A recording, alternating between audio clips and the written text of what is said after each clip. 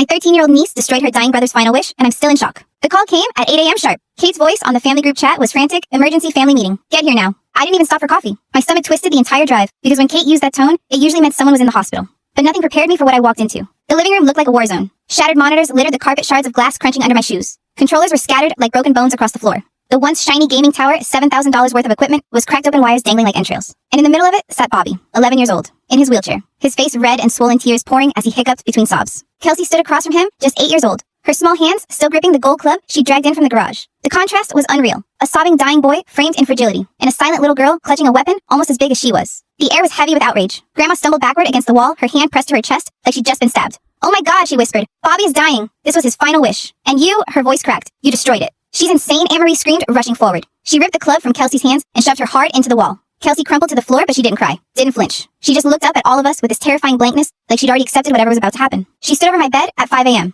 Bobby wailed, his voice breaking. She had that crowbar, she was just staring at me.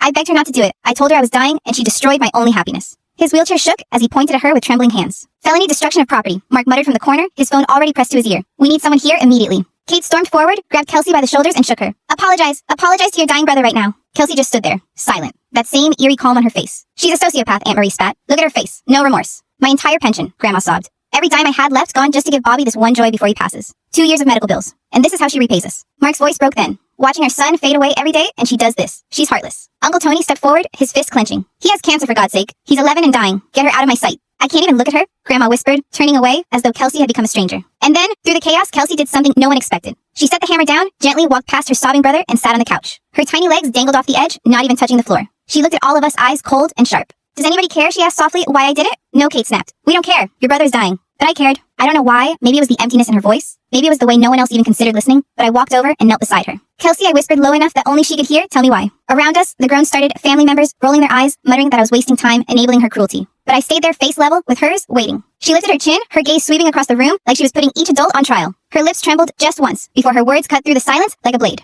"Bobby has been torturing me for 2 years." The room froze. Not screamed, not sobbed, just spoken. Deliberate, measured, like testimony. Aunt Marie's face twisted with rage. "How dare you?" But Kelsey didn't stop. "He killed my hamster." The air jolted. Bobby's crying stuttered for a second, caught in his throat. Kelsey's small fist clenched on her lap. He held it under the bathroom sink while I screamed. "Made me watch it stop moving? That hamster was my Christmas gift from you, Grandma." Grandma's face twitched violently, her lips parting, but no words came out. Kelsey's voice gained speed sharper with each sentence. "He burns my homework every Friday so I fail my tests." Mrs. Richards called 6 times about missing assignments. And Mom, she flicked her eyes toward Kate. "You believed him when he said I was just careless." Kate stiffened, her jaw tightening, but she didn't interrupt. Kelsey's breathing quickened, but her words kept spilling. "He poured orange juice into the piano. The piano Daddy left me before he died. He runs over my drawings with his wheelchair wheels until they're ripped to pieces." "That's not an excuse," Mark roared, his voice booming. Kelsey snapped back, her voice slicing clean through his. "It's not an excuse, it's the truth." Her eyes locked onto mine, then not pleading, but demanding belief. And when her voice dropped lower, it chilled me. It was the tone of someone too young to carry this much weight. "He records me crying. Plays it on Discord for his friends. They call me Crybaby Kelsey at school. Every day I walk into class and they laugh before I even sit down." The silence afterward was deafening. The only sound was Bobby's ragged, shaky breathing. She turned her gaze one by one on the adults who had failed her. "I told you at Thanksgiving, Uncle Tony," she said. "When he killed the hamster, I told you.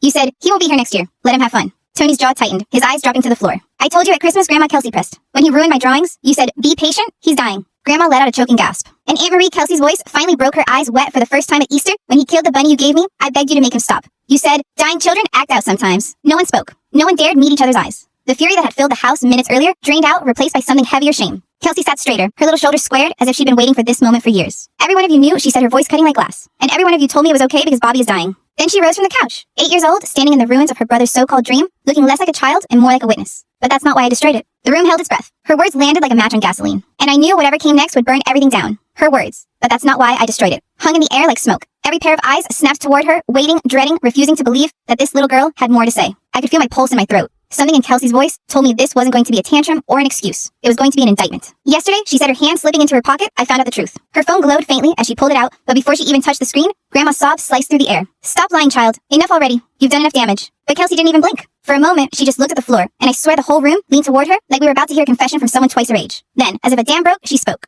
"You all think Bobby's dying?" she began. Her voice wasn't shaking now, it was steady sharp. "But while you've been crying over him, he's been killing pieces of me." Her words hit harder than screams. 2 years, she continued. 2 years of torture. Not one accident, not one mistake. On purpose. Every time. Bobby let out a choked sob. "She's lying." His voice cracked, desperate. "She's just jealous." But Kelsey's eyes cut to him like steel. "Tell them about my hamster." My stomach dropped. "What hamster?" Aunt Marie blurted out, confused, defensive. "The one Grandma gave me for Christmas," Kelsey shot back. "The one Bobby held under the sink while I begged him to stop." Her fist clenched at her sides, now her knuckles white. He smiled while it kicked. He smiled while it drowned. And when it stopped moving, I screamed so loud, Mom came running. But Bobby told her I dropped it in the toilet. And her head snapped toward Kate, she believed him. Kate's face flushed crimson. That's not quiet. The words slipped out of my mouth before I even thought. My voice was low, dangerous. For once, Kate actually listened. The room shifted uneasily. No one breathed too loud. Kelsey pressed on. Every Friday, he takes my homework, burns it in the fire pit out back. Mrs. Richards has called home 6 times. 6. And every time, Mom, you told her I was just careless. Do you know how it feels to be told your own work doesn't matter? Kate's lip trembled, but she stayed silent. He poured orange juice into my piano. Kelsey's voice cracked for the first time, anger breaking into grief. The piano daddy left me before he died. He laughed while the keys stuck and the wood warped. He said it sounded better broken. Her eyes darted toward Bobby's wheelchair. And when I tried to draw to feel better, he ran his wheels over my sketches until they ripped apart. That's not Mark started to roar, but Kelsey snapped like a whip. It's not an excuse. It's the truth. Her voice filled the room like thunder too big for her tiny frame. For the first time, Bobby's sobs didn't sound convincing. They sounded calculated. Too loud, too practiced. Kelsey's gaze turned to me, then hard and unyielding. Not asking me to save her. Demanding I believe her. And God help me I did. Her voice dropped lower, barely above a whisper. He records me crying. Plays it on Discord for his friends. They laugh and call me Crybaby Kelsey before I even walk into class. Every single day, I walk into that room, knowing I'll hear laughter before I even sit down. Her words carved something raw into the air. Bobby's face went pale, his sobs stumbling over themselves. She's making it up. But the silence of the adults told a different story. Everyone was remembering something, moments, warnings, whispers they brushed off. Kelsey turned to Uncle Tony next. I told you at Thanksgiving, when Bobby killed the hamster, I told you. You said, he won't be here next year. Let him have fun. Tony's hands trembled at his sides. His jaw clenched, but his eyes stayed fixed on the floor.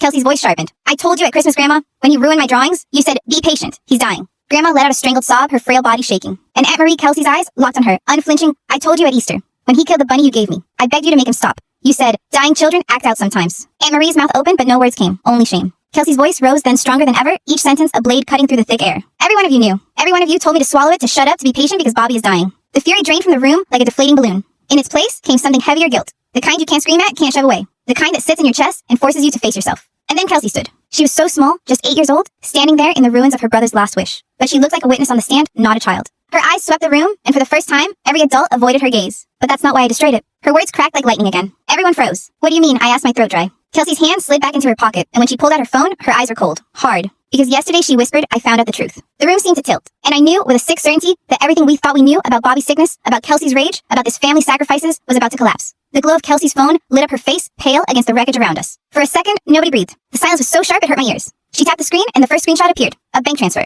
Then another. And another. Names, amounts, dates all there in black and white. $40,000, she said flatly. That's how much you've all given. Grandma's pension, Uncle Tony's overtime, Aunt Marie's second job, all of it. For Bobby's medical expenses. Kate let out a sharp gasp, her face going chalk white. Kelsey, stop this right now. Why were you even on my laptop? You had no right. I raised my hand. Let her finish. Kate's mouth snapped shut, her eyes darting to me furious. But there was something else in her look, fear. Kelsey swiped again. The next screenshot nearly knocked the breath out of me. First class airline tickets. 3 names, Kate, Mark, and Bobby. She swiped once more. A Disney resort booking presidential suite. $8,000. Paid in full. Gasps rippled across the room. Grandma's knees buckled, and she collapsed into the nearest chair, her face contorted in horror. You said chemotherapy in Philadelphia next month. Uncle Tony roared, rounding on Kate. And this is what it really is. A vacation. Kate opened her mouth, but nothing came out. Mark stepped in instead, his voice low and oily. We can explain. But Kelsey wasn't finished. She scrolled to a group chat and lifted the phone higher, her voice cutting like glass. Yesterday, Bobby texted. This wheelchair act is getting old. My legs are cramping from pretending. The words hit like a bomb. Bobby's crying stuttered. His eyes darted, searching for an escape. Mom's reply, Kelsey continued, her voice steady. Just 6 more months, baby. Then we'll have enough? She scrolled again. Dad's words, remember to cough during the family meeting Sunday. And cry if anyone mentions Make-A-Wish.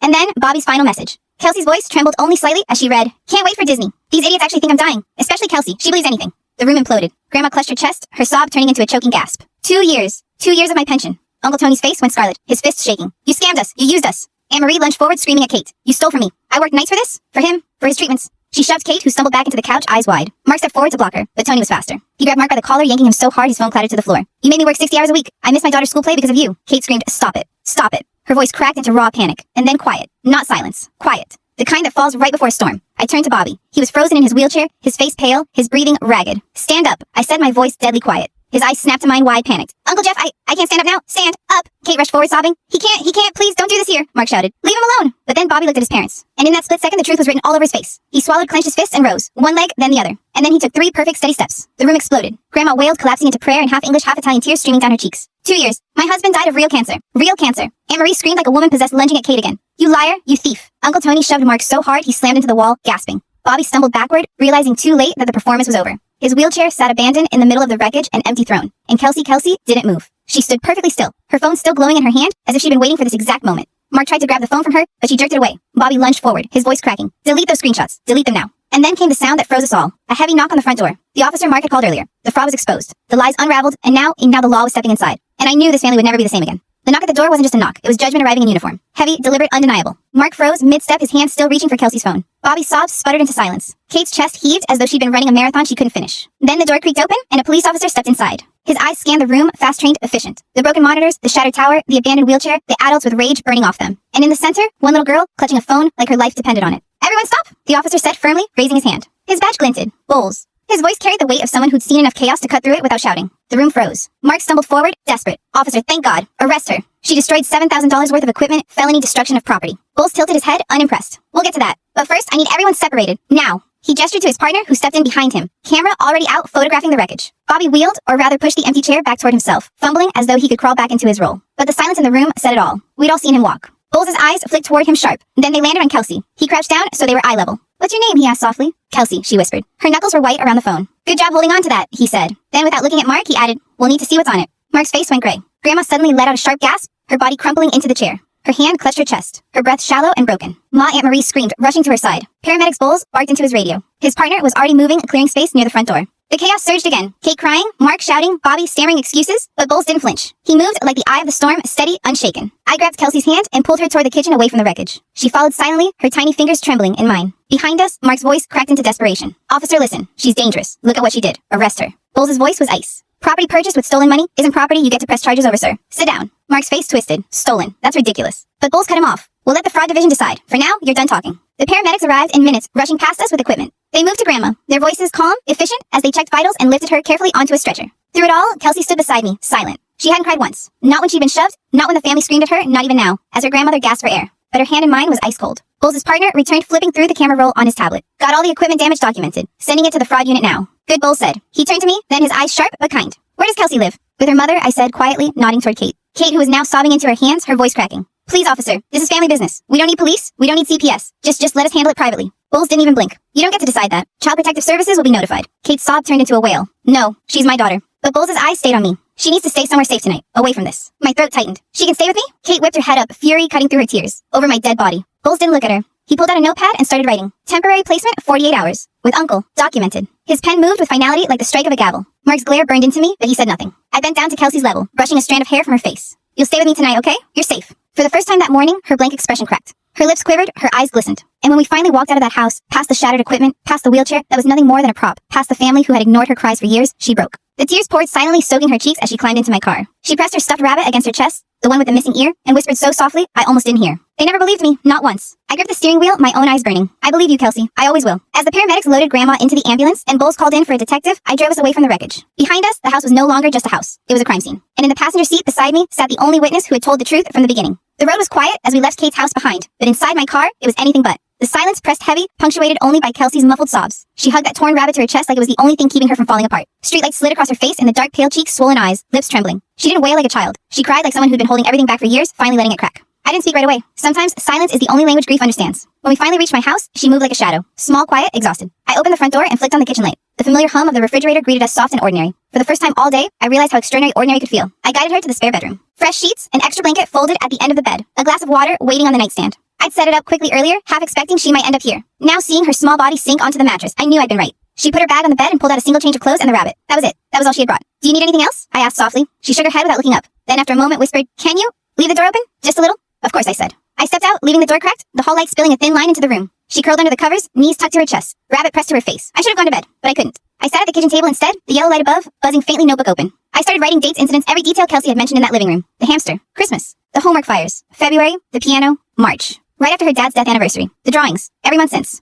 Each line made me sick. Each line was a missed chance for anyone to believe her. My phone buzzed. A message from Uncle Tony. I should have listened at Thanksgiving. I'm sorry. I thought Bobby was just, dying kid acting out. I didn't want to believe it. Here are the transfers I sent Kate. He attached screenshots, payment after payment. $500, $800, $1, $200, all labeled Bobby's chemo. The numbers blurred on my screen, fury mixing with nausea. Another ping? I feel like a coward. She told me. She begged me. And I told her to let him have fun. I'll give a statement when the detective calls. I owe her that much. I closed my eyes, gripping the phone. How many adults had failed this child? How many had chosen denial over truth because it was easier to believe a dying boy than a living girl? It was almost 3 a.m. when I heard soft footsteps in the hall. Kelsey stood there, her rabbit limp, in one hand, eyes rimmed red. "Can't sleep?" I asked. She shook her head. Then barely audible, "Can I sit with you?" "Of course." She climbed into the chair beside me, curling up like a cat. For a long time, she just sat in silence, staring at my notes. Then she whispered, "You didn't write the hamster, right?" I glanced at her, confused. She pointed. "You wrote, hamster drowned Christmas." But that's not what happened. Her little voice cracked as she continued. "He called me into the bathroom, said he had something to show me. When I got there, he was already holding it over the sink. I screamed, I begged, I tried to grab his arms, but he just laughed. He pushed it under the water. It fought, but he kept holding it down. He made me watch." Her small hands clenched, knuckles white. "It wasn't an accident. He wanted me to see it die." My stomach twisted. Rage and grief tangled in my chest. "What did your mom do when she came in?" I asked quietly. "She believed him.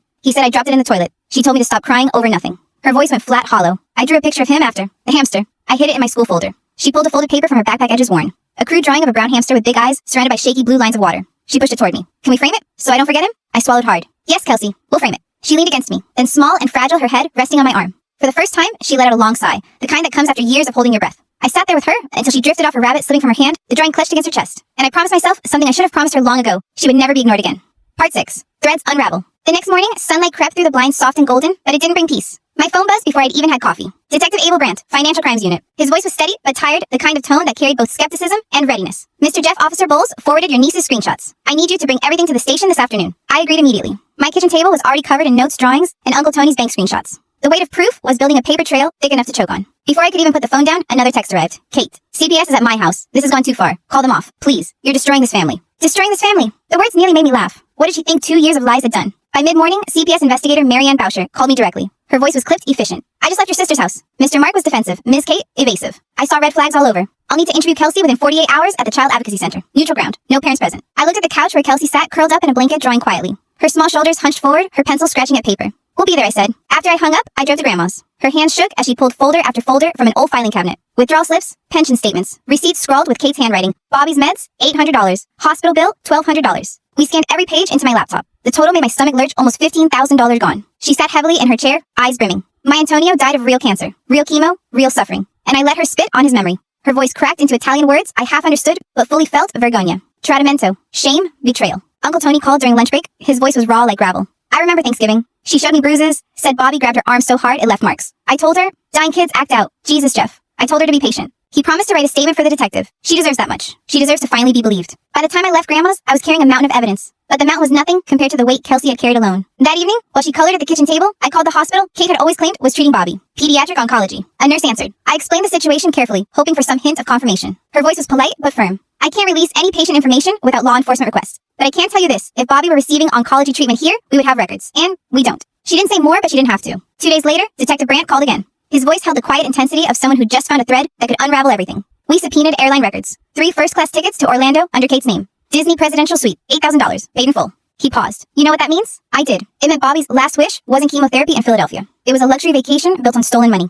That night, Kelsey sat across from me, her rabbit tucked under her arm phone in hand. Do you want to hear something? She asked softly. She pulled up Discord voice notes. Bobby's voice, cruel and laughing, filled the air. Crybaby Kelsey, crybaby Kelsey. She believed me again. God, it's too easy. Other kids laughed in the background. Kelsey stared at me, her face blank. He played that in front of my whole class. That's why they call me that. Every day. I swallowed hard fury pressing against my ribs. Then she showed me photos, charred homework in the backyard fire pit, the piano dripping with orange juice, her drawings crushed under wheelchair tracks. Evidence she'd been quietly collecting, maybe without even realizing how important it was. The weight of it made me dizzy. She hadn't just been a victim, she'd been her own detective, documenting abuse no one wanted to see. The following morning, the school counselor, Miss Daisy Bowden, called me. Her voice was strained with guilt. I finally pulled Kelsey's attendance and grade reports together, she admitted. Every Friday for a year, missing assignments. Every Monday, tears. The pattern is undeniable. I should have caught it sooner. I didn't want to believe. Her voice trailed off. She promised to prepare a full report for CPS. That evening, my phone buzzed with a voicemail from Grandma. Half in Italian, half in English, her words cracked with grief. She talked about Antonio, about watching him waste away from real chemo, and how ashamed she felt for defending Kate. She used his memory, she used my love, and I let her. I sat at the table long after the message ended, staring at the walls. Kelsey had been right all along, and every single one of us had failed her.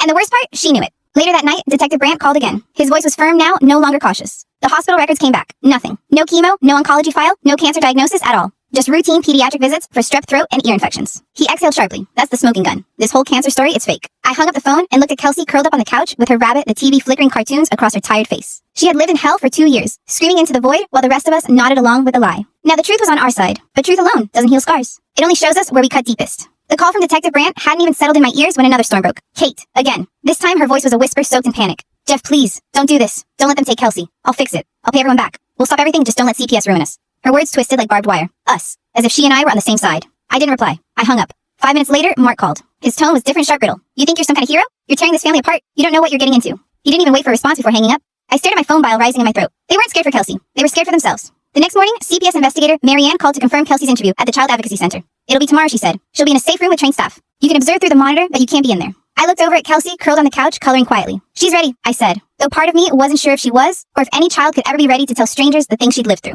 That afternoon, Brandt called again. His voice carried a grim edge. Someone tipped us off. Kate applied to Make-A-Wish 3 months ago. Claimed Bobby had terminal leukemia 6 months to live. They hadn't processed it because they were waiting for medical documentation. She was preparing to steal from a charity that helps dying kids. The line went silent. My pulse roared in my ears. It wasn't just family fraud anymore, it was national. That night, while making Kelsey mac and cheese, my phone buzzed again. A classmate had sent her screenshots from Bobby's Discord server. These idiots actually think I'm dying. Can't wait for Disney. My legs hurt from faking the wheelchair routine. Bobby, laughing. Bragging. Kelsey slid the phone across the table toward me. She didn't say a word. She didn't have to. I forwarded it to Brant immediately. His reply was instant. This nails intent. Keep everything. DA will love it. By now, my life was split into two worlds. The fragile bubble I tried to build for Kelsey homework, hot chocolate bedtime stories, and the brutal machinery grinding outside Detective CPS fraud charges betrayal. The two collided that Friday night. A pounding at my door rattled the frame. Heavy fists. Angry. Kelsey froze mid-bite, her fork clattering onto the plate. Mark's voice thundered through the wood. Jeff, open the damn door. You have no right keeping her from her mother. Kelsey's face went pale. I grabbed her, ushered her to the back bedroom, locked the door, and dialed 911 with shaking hands. His voice bellowed down the hall, each word more unhinged. You're poisoning her against us. You'll regret this. Kelsey clutched my arm, trembling. Don't let him in, she whispered. I won't, I promised. The operator's voice was calm in my ear.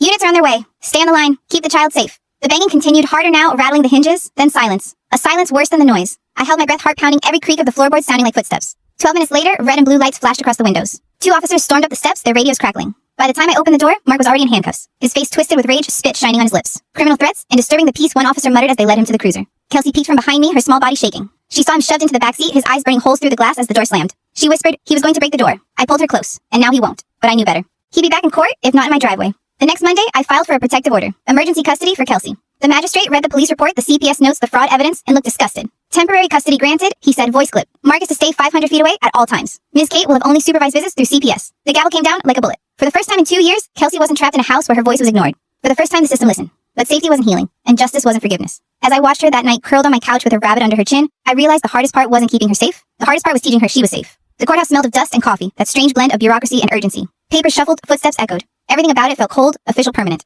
The assistant district attorney, Lana Boswell, called me before we even walked through the door. Her voice was sharp, decisive. We're drafting preliminary charges: theft by deception, conspiracy to commit fraud, and child cruelty. The fraud is straightforward: $40,000 in family funds, airline tickets, the Disney suite. The cruelty is harder, but your niece's statements, plus the school counselor's report, make it viable. She paused, letting the weight of her words sink in. We're not just prosecuting theft. We're prosecuting the destruction of a child's life. I looked at Kelsey sitting across from me at my kitchen table that morning, coloring with a purple crayon. She didn't understand the language of prosecutors or charges. She only knew nightmares and rabbit-eared stuffed animals. Boswell's voice broke through my thoughts. We'll need everything: screenshots, audio files, the drawings she saved. You'll testify if necessary. We want this airtight. That night, CPS held a meeting in my living room. Marianne spread papers across my coffee table, placement plans, safety agreements, visitation schedules. Kelsey will stay with you indefinitely, she said, her pen tapping against the forms. Kate will have supervised visits once a week if Kelsey consents. Mark, no contact at all. Kelsey sat curled on the couch, listening, her rabbit clutched to her chest. When Marianne asked if she wanted to see her mom, her head shook so fast it was almost violent. Marianne nodded gently. That's okay. You don't have to. She wrote it down in her neat handwriting. The system for once was listening to her. But listening didn't erase 2 years of scars. The next day, I took her to Target. She picked out a nightlight shaped like a butterfly, purple wings, glowing when we plugged it in.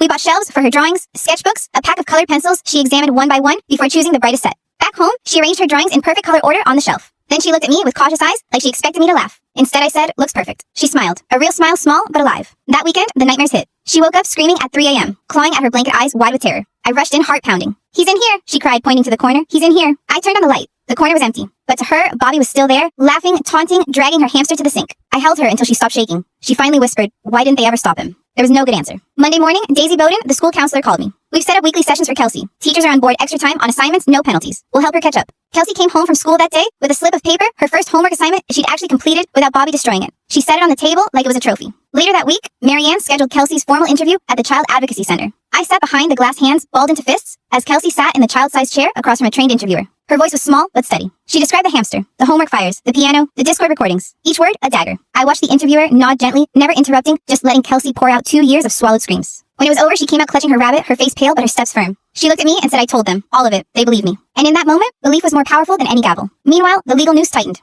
Detective Brant subpoenaed Bobby's supposed hospital records. The results landed like a hammer. No cancer diagnosis, no chemo treatments, not even a single oncology visit. His last medical record, strep throat, the smoking gun. 2 days later, Boswell called. We have enough. The fraud charge is solid. The cruelty charge will depend on testimony, but the evidence is overwhelming. Kate and Mark are cornered. She exhaled, her tone almost weary. And Jeff, thank God for Kelsey's phone. Kids documenting their pain. That's rare. Without it, we'd have nothing but her word. And you've seen how little her word meant to them before. That night, while making dinner, Kelsey showed me something new on her phone. An audio recording. Bobby's voice, again, mocking, laughing. But this time, Kate's voice joined in, coaching him. Cough more. Sound weaker. Remember you're dying. Bobby snickered. Better than theater class. Kate laughed. Just a few more months, baby. We'll have enough. The detective's voice on the phone afterward was almost stunned. Best evidence I've seen in 20 years. They scripted the fraud. They rehearsed it like a play. That Friday night, danger came knocking again. Literally. Mark returned, pounding on my door, screaming that I had no right to keep Kelsey. His voice was manic, desperate, spitting threats. Kelsey clutched my arm, shaking. I locked us in the back bedroom, called 911, and stayed on the line until flashing lights painted the walls. They dragged him away, in cuffs, charging him with criminal threats. At the emergency hearing that Monday, I filed for full temporary custody. The magistrate's gavel came down like a verdict against history itself. Mr. Jeff will retain custody of the minor. Mark is barred from all contact. Miss Kate will continue supervised visits. The paper was thin, but it was a shield. That night, Kelsey sat on my couch, sipping hot chocolate, her rabbit tucked under her arm. She looked up at me, eyes wide and uncertain.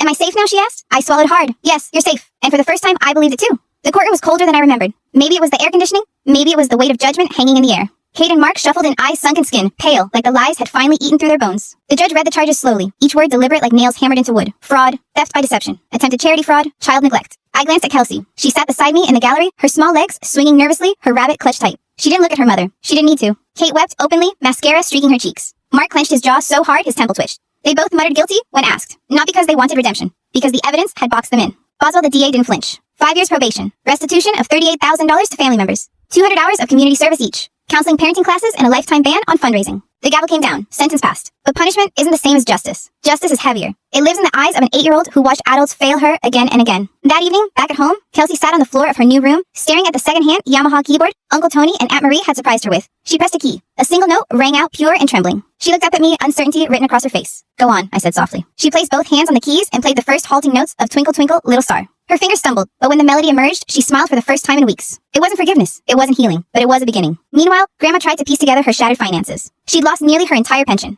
At 72, she took a part-time job at the library shelving books, stamping returns. She called me one night, her voice stronger than I expected. I will not sit here and cry forever, she said. Antonio died of real cancer. I will not let Kate's lies define the rest of my life. I heard the conviction in her tone, the steel of a woman rebuilding from ashes. Kelsey's nightmares didn't vanish, though. Some nights, she woke screaming about Bobby seeing him in the shadows. Other nights, she whispered apologies to her hamster, her Easter bunny, the piano her father left her. Therapy helped, slowly. The child psychologist let her draw when words failed. Page after page, filled with images of animals, of broken toys, of tears. Then one day, she drew something different. A butterfly, bright and purple, like her nightlight. When I asked about it, she shrugged. It means, I'm not trapped anymore. The family fractured and guilty began to orbit her like satellites trying not to collide. Aunt Marie came by with casseroles and whispered apologies. Uncle Tony texted gift cards for art supplies, his messages laced with regret. Grandma sent photos of herself at the library smiling with children at reading hour, telling me she'd finally forgiven herself for believing Kate's lies. Kate wrote a 3-page letter to Kelsey, admitting everything, begging someday for a relationship again. Kelsey read it once, folded it carefully, and asked me to put it in a drawer where she didn't have to see it. Mark stayed silent, working his community service shifts, cleaning graffiti, scowling at the world.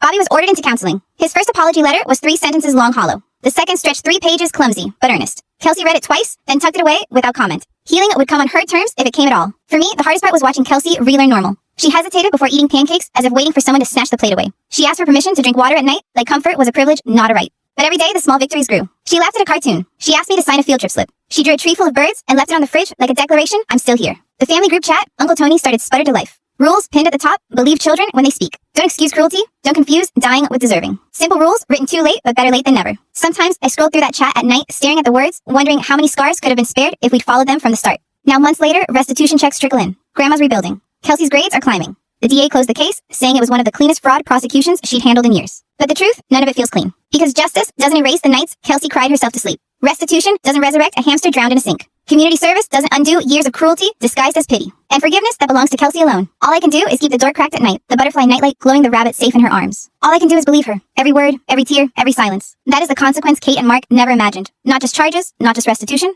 The true consequence is that they lost the right to be believed. 3 months had passed since that morning of shattered glass and broken lies. Time hadn't healed everything, but it had started to stitch small seams together. Crooked, fragile, imperfect. Kelsey's room looked different now. Not just because of the shelves of drawings or the butterfly nightlight glowing each evening, but because the air itself felt lighter. She sang while brushing her teeth, hummed while sketching, even laughed at a dumb cartoon one night, her giggle catching me off guard. But the shadows lingered. Sometimes she jolted awake at 2 a.m., whispering that Bobby was standing in the corner. Sometimes she hid snacks in her backpack as if food could still be taken away. Sometimes she asked me quietly, will they ever stop being mad at me? And every time I told her the same thing, you did nothing wrong. They were wrong for not protecting you. The court had ordered supervised visits for Kate. A small room at the CPS office. 2 chairs, a table, a box of worn toys. I sat behind the one-way glass while Kelsey walked in with her rabbit tucked under her arm. Kate tried to smile. Hi, sweetheart. Kelsey sat stiffly answering in clipped words. When Kate started crying, talking about how empty the house felt without her, Kelsey stood up, walked to the social worker, and said, I want to leave. The visit ended there. Kate's tears pressed against the glass, but I felt no sympathy. Not because she didn't hurt, but because her pain was self-made, while Kelsey's had been forced onto her. Weeks later, they tried again. This time at a park unsupervised but timed. I sat in the car, watching from a distance. They fed ducks, flipped through Kelsey's art folder, talked about school.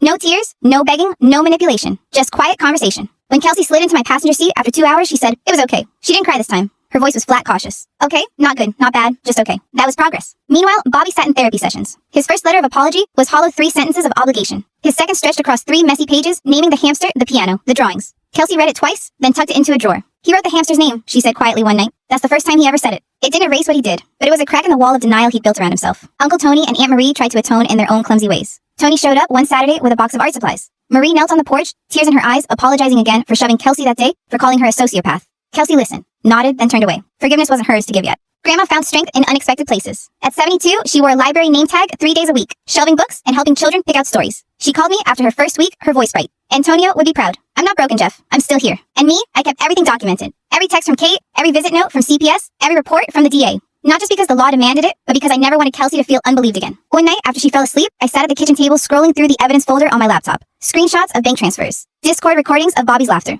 The group chat where Kate typed, "Just cough more, baby." I stared at the glowing screen, wondering how many scars one child could carry before breaking. And then I thought of Kelsey's butterfly nightlight, her careful drawings, her halting piano notes. She hadn't broken. Not yet. Maybe never. The 4-month review hearing came quickly. The judge read through reports from CPS, the therapist, the school. Marianne testified that Kelsey was thriving in my care. Daisy, the counselor, provided charts showing her attendance improving, her grades climbing. Kate had completed half her parenting classes and therapy sessions. But the judge wasn't swayed. Progress is noted, he said firmly. But custody remains with Mr. Jeff. Visits will remain supervised until further review. Kate's face crumpled. Mark's jaw tightened like stone. Kelsey didn't look at either of them. She slipped her hand into mine as we walked out, her rabbit tucked under her arm. Later that afternoon, we went for ice cream. Chocolate for her, vanilla for me. She licked the cone slowly, staring out the window. Then she said, almost to herself, "I like living with you. I feel safe." I nodded, my throat tight. That night, as she colored at the kitchen table, I realized something important. This story wasn't about fraud or courtrooms or restitution checks. It was about an 8-year-old girl finally learning what safety felt like. And about the adults who had failed her learning that some wounds once made, never fully close. Forgiveness? Maybe someday, maybe never. That was hers to decide. But safety, that was mine to give. And I wouldn't fail her again. Time has a strange way of softening edges without ever fully erasing them. Months slipped by, and with each one, the chaos of that day at Kate's house faded into memory. But the scars it left remained etched into all of us. Kelsey's life began to look almost ordinary, though it was stitched together from extraordinary pain. Her mornings started with cereal and a sketchbook at the kitchen table, not whispered threats, or the sound of burnt homework crackling in the fire pit. She walked to school with a backpack that didn't hide evidence of abuse, but instead carried markers, pencils, and crumpled art projects she was proud to show me. Her grades climbed, slowly at first like a child pulling herself up after a fall. Daisy, her school counselor, tracked every missed assignment she managed to make up, celebrating each one with quiet pride. "She's showing resilience," Daisy told me in one of our weekly calls. "That's rare. You should be proud." But pride was complicated. I was proud of her, yes, but also furious at the world that forced resilience on an 8-year-old. Grandma sent photos of herself in her library job, checking in books, helping children with reading hour, even shelving in the children's section, with a smile that looked both tired and alive. She'd clawed back $5,000 through restitution so far. Every dollar was a small victory, but the real triumph was her voice. It no longer shook when she spoke about Antonio. She no longer whispered shame about being fooled. Aunt Marie and Uncle Tony made themselves regular presences. Casseroles appeared on my porch, gift cards tucked into envelopes, small attempts at redemption. They no longer tried to force forgiveness from Kelsey. Instead, they showed up quietly, consistently, something she had never been able to count on before. Bobby was in counseling too. His therapist called me once, her tone cautious. He's beginning to understand. It's slow, but he's starting to name what he did to Kelsey. That's the first step. Kelsey didn't care about his progress yet. She still stored his letters in a drawer unread after the second one. Healing for her meant not having to carry his apologies. Kate continued her supervised visits, some good, some unbearable. At the CPS office, she sometimes cried, sometimes sat quietly, sometimes tried too hard. Kelsey chose when to stay and when to leave. That control, the choice, was the most important gift the system gave her. Mark remained silent, bitter buried in his community service hours. I rarely heard his name except in court updates, and that was fine. Silence was safer. Restitution checks trickled in small amounts that chipped away at the debt. Grandma budgeted them carefully. Uncle Tony documented his own repayments. Aunt Marie tracked hers. Everyone seemed determined to rebuild what they'd lost, even though money was the least of what had been stolen. At home, Kelsey created her own rituals. She asked me to check under the bed every night before she slept. She left her butterfly nightlight on its purple glow, a quiet sentinel. She tucked her rabbit close to her chest. And slowly, she began to invite joy back into her life. One Saturday morning, I took her to the community center's free art class. She walked into the room full of paints and paper eyes, wide hands twitching with nervous energy. She sat at a table and began to sketch, her fingers moving faster than I'd ever seen. By the end of the hour, her paper was filled with a tree bursting with leaves, each one shaded carefully in green. When I told her it was beautiful, she looked at me, not for approval, but to see if I meant it. "I do," I said. And she smiled, that shy, cautious smile that was becoming less rare. Kelsey's laugh still startled me when it came bubbling up, like a sound she wasn't used to making. She giggled at cartoons, at my burned attempt at pancakes, even at the neighbor's cat who tried to steal her sandwich. But some days, the shadows returned. She asked me once out of nowhere, why did everyone believe Bobby instead of me? I had no answer that could make sense to an 8-year-old or even to myself. So I told her the truth, because we were wrong. And because sometimes people would rather believe a comfortable lie than a painful truth. But I promise you, never again. She nodded, not fully satisfied, but perhaps reassured enough for now. The family itself had changed shape. Uncle Tony started a new group chat: rules, pinned at the top: believe children. Protect them. Don't excuse cruelty. Nobody argued. Nobody joked. Everyone knew those words were carved from failure. At night when the house was quiet, I sometimes sat with the case file spread out on the kitchen table. Screenshots, bank transfers, photos of burned homework, transcripts of Discord chats. Evidence of a lie so elaborate it could have destroyed us all. But in the other room, under a purple nightlight, Kelsey slept safe. That was the fragile peace we'd fought for. Not forgiveness, not erasure, just a chance for an 8-year-old girl to finally live like one. And maybe that was enough. By the time spring rolled into summer, the dust had mostly settled. The fraud case was closed. Restitution checks came regularly, and CPS had extended Kelsey's safety plan. On the surface, everything seemed stable. But stability isn't the same as peace. Late at night, when the house was quiet, except for the hum of the fridge, I caught myself replaying it all. The smashed gaming setup, Kelsey's trembling voice recounting 2 years of torment. Bobby standing up out of his chair like the world's cruelest magician, revealing a trick. I thought about the adults Kate, Mark, Grandma, Tony, Marie, and the choices they made. Choices that had crushed a child's innocence. And I thought about the questions that lingered, the ones no court order or restitution check could answer. Could Bobby ever understand the depth of what he'd done? Would Kate ever be more than her apologies? Could Kelsey ever truly trust again?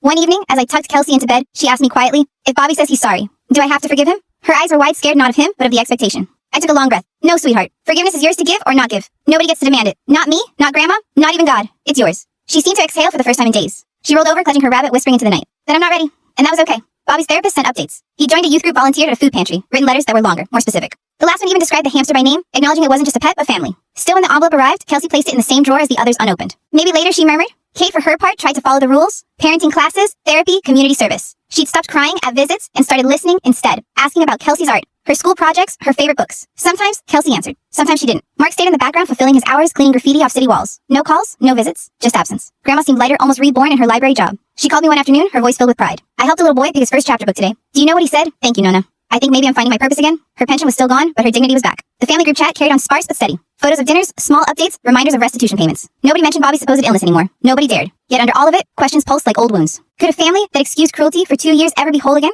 Would Kelsey ever call Kate Mom without flinching? Will Bobby ever be her brother again, not just her tormentor? One Sunday afternoon, Kelsey sat at the keyboard Tony and Marie had given her. She pressed the keys, slowly piecing together a melody she said she remembered from her dad. The notes were hesitant, but they carried a kind of mourning and hope tangled together. When she finished, she looked at me. Do you think Dad would be proud of me? I swallowed the lump in my throat. He'd be proud just to see you here, playing, surviving. She smiled softly, then went back to sketching butterflies. That night, after she'd fallen asleep, I sat by the window staring out at the quiet street. The house was calm, but inside me, the storm never fully stopped. I wondered what would happen in a year, or 5, or 10. Would Kelsey bury these memories deep enough to build a life on top of them? Or would they erupt someday, reminding her that trust is fragile, that even family can become predators? And I wondered what my role would be then. Protector, witness, or just someone who believed her when nobody else did. The truth is, some stories don't end with neat bows or tidy lessons. They linger, they haunt, they demand to be remembered. This was one of them. Because no matter what the courts decided, no matter what restitution was paid, no matter how many therapy sessions or apologies came, the fact remained an 8-year-old girl had to prove her own suffering just to be believed. And that truth doesn't fade. It lingers. In every silence, in every question, left unanswered. It has been nearly a year since that morning when Kelsey stood in a room full of adults and spoke truths that none of us wanted to hear. A year since glass shattered across the carpet, since Bobby rose from his chair, since every lie unraveled in front of our eyes. And yet, I still feel it in my chest, like an echo that refuses to fade. Kelsey is different now. Stronger in some ways, more fragile in others. She's 9 years old and already carries stories heavier than most adults I know. But she also laughs more often, filling this house with a sound I once thought I'd never hear again.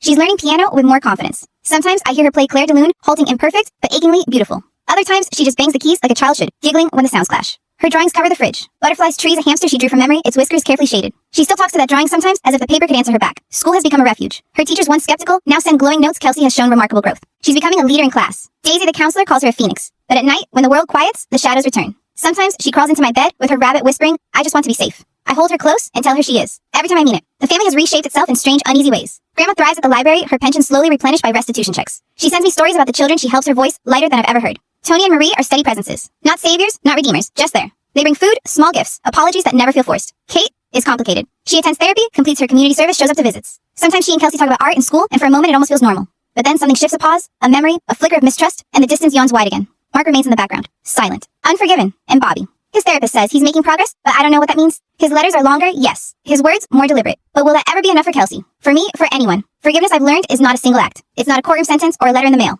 It's not even an apology. It's a choice one that belongs to Kelsey alone. And right now, her choice is simple, not yet. I respect that. Sometimes I wonder if the family will ever be whole again. The truth, probably not. But maybe wholeness was never the goal. Maybe survival was, maybe safety was, and maybe that's enough. Still questions gnaw at me in the quiet hours. What kind of mother chooses lies over her child's cries? What kind of boy learns to laugh at cruelty instead of love? And what kind of family sits in silence while the weakest one suffers, then pretends ignorance when the truth comes out? The answers aren't comforting. They're ugly. They sting. But they're necessary to face. Because the worst mistake wasn't the fraud. It wasn't the Disney trip, the fake chemotherapy, or even the stolen money. The worst mistake was dismissing an 8-year-old girl when she said, help me, believe me. And that is the lesson I carry like a brand on my skin. So I'll leave you with this. Ask yourself if a child came to you tomorrow with tears in their eyes, whispering that something was wrong. Would you believe them? Would you act? Or would you like we did choose the comforting lie and let their truth rot in silence? Think carefully, because the choice you make could define not only their life, but yours. Kelsey sleeps safe tonight. The purple butterfly glows beside her bed. Her rabbit is tucked under her arm. For now, that is enough. But the echoes of her voice will never leave me. Bobby has been torturing me for 2 years. And I pray wherever you are that if you ever hear words like those, you listen. Because silence is complicity. And complicity is its own kind of cruelty. Thanks for sticking around and exploring all this with me today. It's always cool to dive into it together. See you in the next one.